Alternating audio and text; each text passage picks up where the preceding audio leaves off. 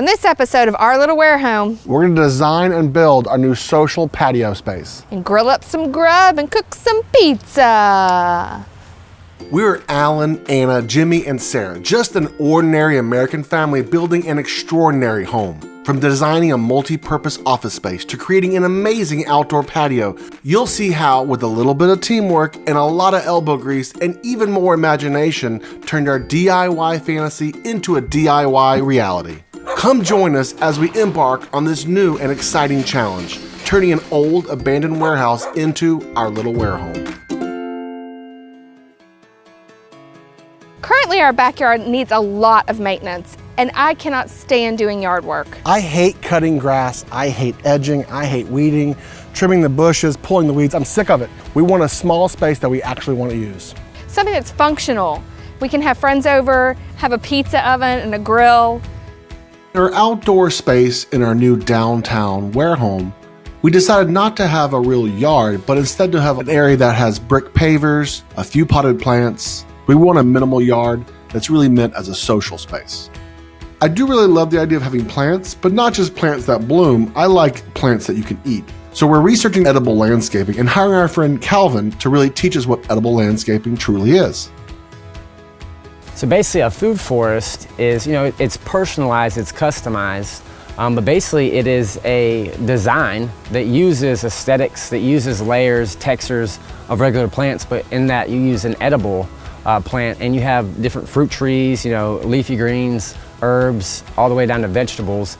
And within that you have this plant system with symbiotic relationships where they're exchanging nutrients but also protecting each other from pests and creating that resiliency and checks and balances that you need.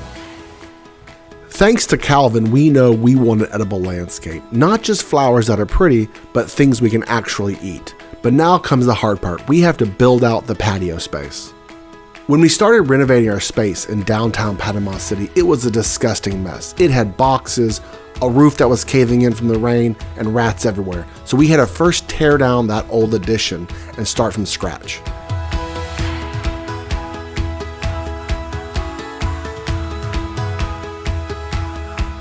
We then built up the backyard. We didn't want it street level, so we brought it up 4 feet and we had to pour a concrete wall to hold back the dirt that we were about to bring in. We had to pressure wash the walls and get off 80 years of grime and grease. And we had to bring in 4 loads of dirt to bring it up 4 feet off of street level.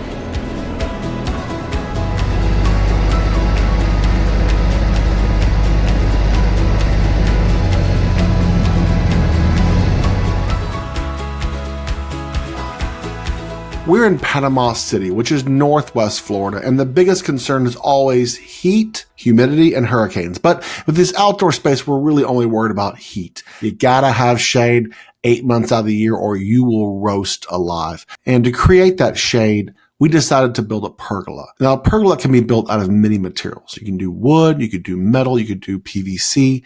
We love the way wood looks. The problem is I don't want to care for wood.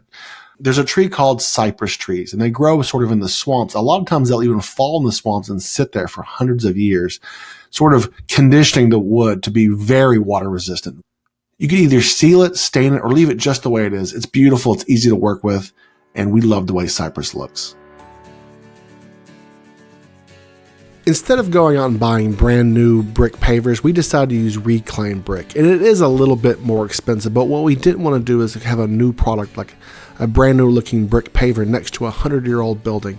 And while that brick doesn't match up perfectly to our building, it still brings that old world charm.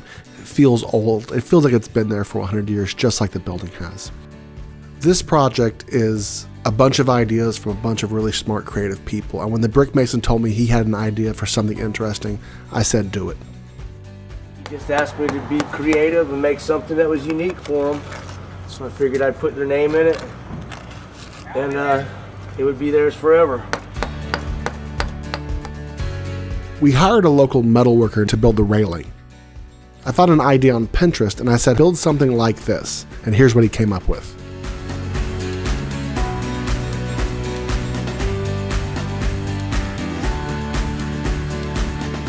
Our new Warehome in downtown Panama City only has a one-car garage. The problem with that is we have lots of things in our garage. All the bike stuff needs to have one centralized storage area. Now, I'm not going to show you the entire bike storage building process. You can go to the DIY's how-to video library and learn how your family can build an outdoor bike storage so you can get clutter out of that garage.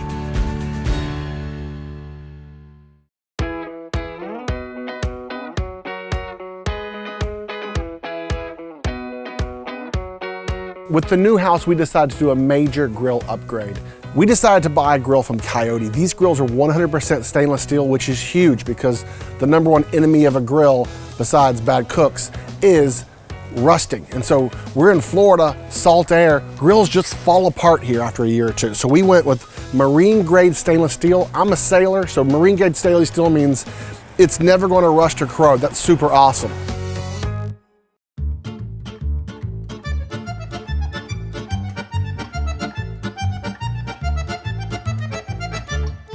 Anna and the kids and I love having friends over on the weekends to hang out, eat, and have fun. We decided to upgrade the patio and add a pizza oven. And yes, so when you have friends over, it is easier just to order pizzas from your local takeout place.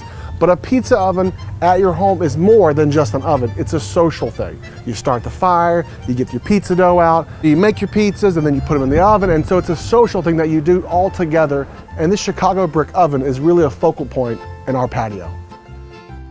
The pizza oven weighs over 400 pounds, and you need a very sturdy base for that much weight. We decided to use pressure-treated 6x6s as the posts. We wrapped the 6x6 legs in 2x6 pressure-treated lumber as well, and we used screws called timber ties to screw it all together. For decades, we are going to be using our Chicago brick oven to entertain our guests and make fantastic pizzas.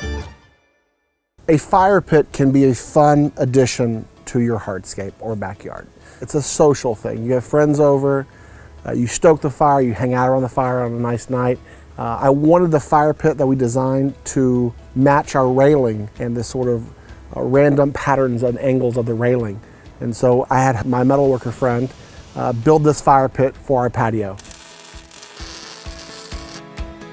I love this fire pit because it matches the railing and it gives us one more thing to do while we hang out with our friends and family on our patio. We really love the way our patio space turned out. It actually turned out bigger than what we thought it was going to be. It's 1,000 square feet, but it's this odd triangular space that kind of works. We've got garden space, we've got a pizza oven. The pergola turned out exactly the way we wanted it to. Our custom railings are beautiful. I don't think there's anything else we would change about the patio. It all turned out exactly the way we wanted it to. We look forward to using it. We're excited about having more friends and more family coming over and using it for the years to come.